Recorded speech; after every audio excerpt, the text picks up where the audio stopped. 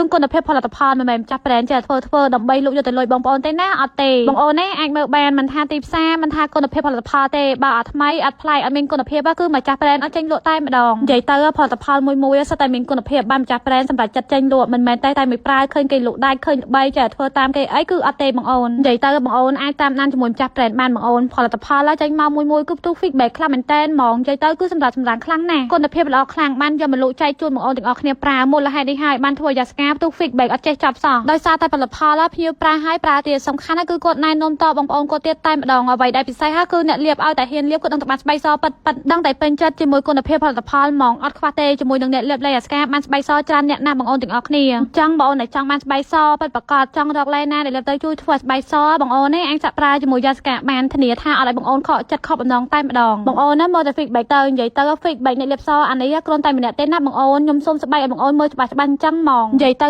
គឺលាបបានស្បែកសពិតហ្មងសឡើងម៉ត់សឡើងលងសឡើងក្រាចង់ស្បែកបងអូនស្ដើងស្ងួលបែកសង្វាលាបលេគេខុសស្បែកក៏យ៉ាស្កាជួយព្យាបាលចិញ្ចឹមបំពន់ម្ដងខុសស្កាស្បែកបងអូនឲ្យសម៉ត់ឲ្យលងស្អាតអញ្ចឹងបានដែរហើយបើបងអូនហ៊ានប្រើបំបុកជាឈុតទៀតអាហ្នឹងគឺកាន់តែសលឿនខ្លាំងលាបឃ្លុំមកឃ្លុំតែមួយជាន់ពីរជាន់អីគឺដឹងតែបានស្បែកសស្អាតតែម្ដង